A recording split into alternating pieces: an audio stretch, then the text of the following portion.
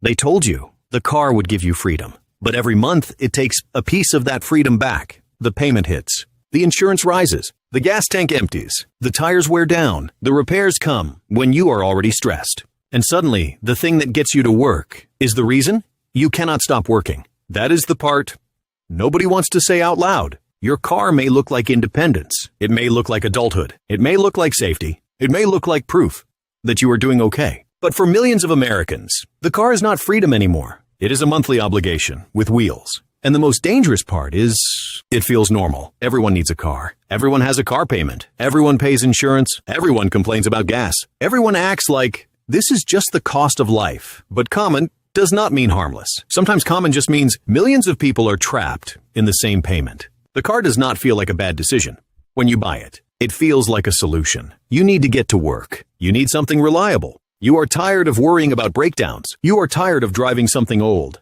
You want to feel safe. You want to feel proud. You want to feel like your life is moving forward. So when the salesperson shows you the monthly payment, your brain relaxes. Not the full price, not the total interest, not the years of your future attached to the loan, just the monthly number, $600, $700, maybe more. And somehow the number starts to feel possible, not comfortable, not wise, just possible. That is where the trap begins. Because the question changes, you stop asking, oh, what will this car actually cost me? And you start asking, oh, can I make the payment? That question sounds responsible, but it can be dangerous because making the payment is not the same as affording the car. Making the payment only means you can survive the pressure 1 month at a time, and survival is not freedom. A car loan can turn a persona TM's paycheck into a waiting room. The money comes in, but the car already has a claim on it. Before savings, before investing, before peace, before breathing room, before the future version of you gets anything. The car gets paid first, then insurance, then gas, then maintenance, then registration, then repairs. And what is left is supposed to build a life. That is why so many people feel confused. They have a job. They have income. They are making payments on time. They are doing what adults are supposed to do, but they still feel stuck. They still feel behind. They still feel like every paycheck disappears before it can become anything meaningful, because the car did not just take money. It took margin, and margin is where financial freedom begins. Without margin, one flat tire becomes a crisis. One repair becomes a credit card balance. One insurance increase becomes panic. One missed paycheck becomes disaster. And once your margin is gone, the car that was supposed to make life easier starts quietly controlling your choices. It controls where you work. It controls how much risk you can take. It controls whether you can leave a job you hate. It controls whether you can save. It controls whether you can breathe. This is why the car payment is not just a bill. It is a small monthly vote against your future flexibility. And the strange thing is, people defend it. They defend the car even while it drains them. They say, I need reliable transportation, and maybe they do. They say, I need it for work, and maybe they do. They say, used cars are expensive too, and maybe they are right. They say, everything is expensive now, and that is true. But the trap hides inside the truth, because something can be necessary and still become too expensive. Something can be normal and still be financially dangerous. Something can help you survive today and still weaken your future. That is the uncomfortable part. The car payment feels justified because the car is useful. Unlike a random luxury purchase, the car can be defended. You can point to it and say, I need this. And that makes the trap stronger, because the easiest debt to justify is the debt attached to something useful. The dealer does not need to convince you that you need transportation. You already believe that. They only need to convince you that this version of transportation fits your life. And they do that with one weapon, the monthly payment, because the full price creates fear. The monthly payment creates permission. $42,000 feels heavy. $720 a month feels possible. Possible is where Americans get trapped, because possible does not mean peaceful. Possible does not mean wise. Possible does not mean your future self can breathe. It only means you can probably keep the system alive. And car companies understand this deeply. They know people do not shop by total cost. They shop by monthly pain. How much pain can you tolerate every month without walking away? That is the real question. And once they find that number, the car becomes emotionally easier to accept. The payment feels like the price of being normal, the price of not worrying, the price of looking stable, the price of feeling like you are not falling behind. But the real price shows up later. It shows up when your savings account stays empty. It shows up when your credit card balance grows. It shows up when you want to change jobs, but cannot risk a gap in income. It shows up when an emergency hits, and you realize the car has been paid, but you have not. That is the hidden cost. The car gets you to work, but the payment keeps you needing the work. That sentence is painful because it is true for many people. The car is supposed to represent movement, but financially, it can keep you in the same place for years. You drive every day. You commute. You earn. You pay. You repeat. The odometer goes up. The loan balance goes down slowly. The car loses value. Your stress stays the same, and the future keeps waiting. This is why a car can become one of the most expensive symbols of fake freedom in American life. It gives you physical mobility, but it can take financial mobility. You can drive across town, but you cannot move forward financially. You can go to work, but you cannot escape the pressure that work is paying for. You can look independent, but your next paycheck is already partially owned by the lender. That is not freedom. That is transportation with a financial leash. And the leash gets tighter when lifestyle enters the decision. Because Americans do not only buy cars for transportation, they buy them for identity. A bigger vehicle can feel like success. A newer car can feel like progress. A luxury badge can feel like proof. A truck can feel like strength. An SUV can feel like protection. A clean interior can feel like control. A new car smell can feel like a new chapter. And when life feels uncertain, that feeling is powerful. A car can make a person feel like they are becoming someone better, someone safer, someone respected, someone who has made it further than before. That is why it is so hard to admit when the payment hurts, because admitting the payment hurts can feel like admitting the image was too expensive. And nobody wants to feel foolish for wanting dignity. Nobody wants to feel ashamed for wanting safety. Nobody wants to feel judged for wanting something nice after years of working hard. But the system uses that desire. It turns dignity into debt. It turns safety into interest. It turns identity into a loan term. And then it tells you to be proud of the payment. This is where social comparison makes everything worse. You see coworkers with newer cars, neighbors with nicer SUVs, friends posting road trips, people online showing clean dashboards and luxury features. Nobody posts the loan balance. Nobody posts the insurance bill. Nobody posts the negative equity. Nobody posts the moment they sit in the car after work, staring at the steering wheel, wondering how they are going to make everything fit this month. The payment is private. The image is public. That imbalance makes people dangerous to themselves because they can get rewarded socially for the very thing that is hurting them financially. Someone says, "Nice car," and for a moment, the payment feels worth it. But the lender does not care about compliments. The lender wants next month, and the month after that, and the month after that, for 5 years.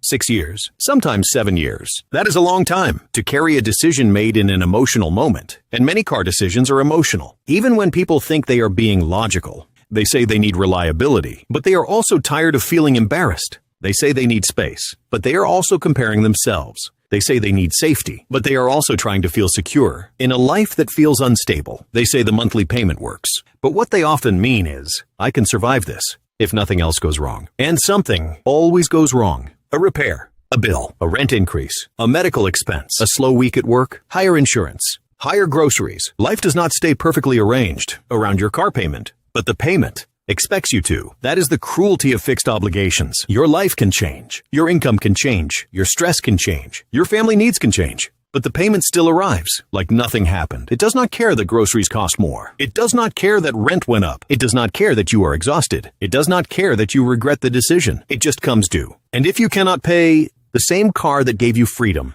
can threaten your ability to get to work. That is not a small risk. For many Americans, losing a car means losing access. Access to work, access to childcare, access to groceries, access to basic life. So the payment becomes more than a bill. It becomes fear. You do not pay only because you want the car. You pay because you are afraid of what happens without it. That fear keeps people trapped. And when the loan is bigger than the car is worth, the trap gets worse. Negative equity is one of the quietest financial prisons. You want to get out, but the car is worth less than what you owe. So leaving the loan costs money. Trading it in rolls the pain into the next loan. And suddenly, yesterday's mistake becomes tomorrow's payment. You are not buying a new car anymore. You are dragging the old debt into a new shape. That is how people stay in car debt for years without ever feeling free. One loan becomes another. One trade-in becomes another. One payment replaces the last. And because there is always a car in the driveway, it feels normal. But behind the scenes, the future keeps getting refinanced. The commercial shows open roads, clean highways, smiling drivers, sunsets, freedom, control, power. It never shows the person choosing between paying extra on a credit card and replacing tires. It never shows the insurance renewal. It never shows the stress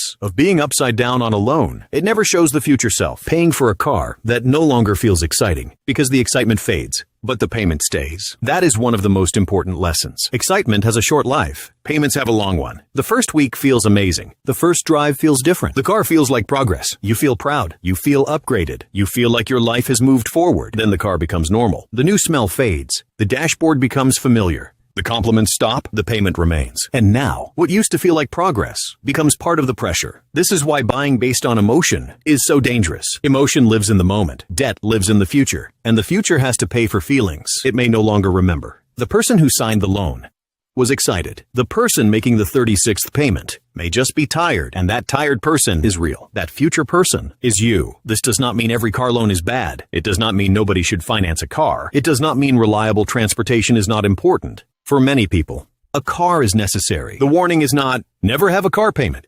The warning is this: do not confuse transportation with freedom, and do not confuse approval for a loan with affordability. Approval only means someone believes you can be charged. It does not mean the payment will make your life better. It does not mean the car fits your future. It does not mean the lender cares about your peace. It means the system found a way to say yes. And sometimes the most expensive word in your financial life is yes. Yes to the higher trim. Yes to the longer loan. Yes to the lower monthly payment that costs more over time. Yes to the warranty you barely understand. Yes to the upgrade. Yes to the idea that you deserve it. Yes to the version of yourself that looks successful today, even if future you feels trapped tomorrow. That is how the car payment becomes more than a car payment. It becomes a story about who you are, a story about what you deserve, a story about whether you are behind. And once money becomes tied to identity, people stop making clean decisions. They start protecting emotions. They do not ask, is this vehicle serving my life? They ask, what does it say about me if I choose less? That question is dangerous because choosing less can feel like failure in a culture that teaches people to display progress. But sometimes choosing less is not failure. Sometimes choosing less is how you buy your life back. Sometimes the less impressive car is the car that lets you sleep. Sometimes the older car is the car that lets you save. Sometimes the boring car is the car that gives you options. Sometimes not upgrading is the upgrade, because the real upgrade is not leather seats. It is breathing room. The real upgrade is not a bigger screen. It is not panicking. When a bill arrives, the real upgrade is not being admired at a red light. It is knowing your paycheck is not already defeated.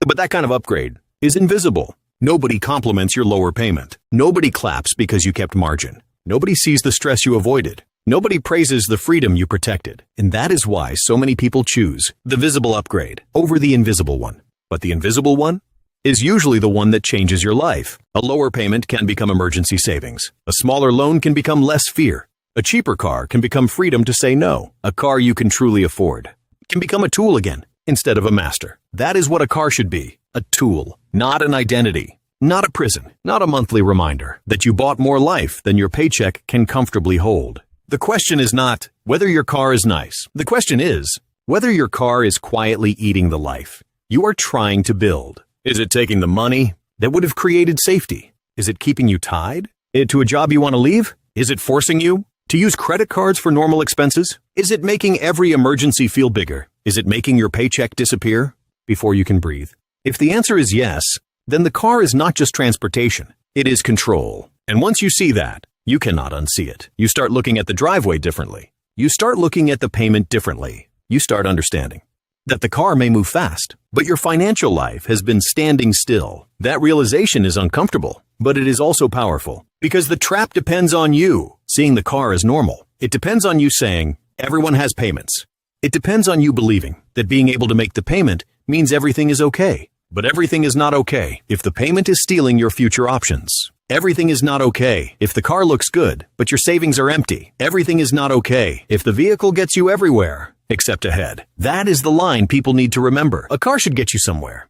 It should not keep you nowhere. And for millions of people, that is exactly what is happening. They are driving every day, but financially, they are parked in debt, parked in stress, parked in paycheck to paycheck living, parked in a lifestyle that looks normal but feels heavy. And the world keeps telling them, this is adulthood. But adulthood should not mean being owned by a payment. It should not mean trading peace for an image. The hardest truth is this: your car may not be the reason you are broke, but it may be the reason you cannot stop being broke, because it takes just enough every month to keep you from building margin, just enough to keep savings small, just enough to keep credit cards active, just enough to make emergencies dangerous, just enough to keep you working. From pressure instead of choice. That is how financial traps survive. They do not always destroy you. They just prevent you from escaping. And a car payment can do that, quietly, for years. So before you think about the next upgrade, before you defend the payment, before you tell yourself it is normal, ask one question. Is this car taking me toward freedom, or is it just taking me to work?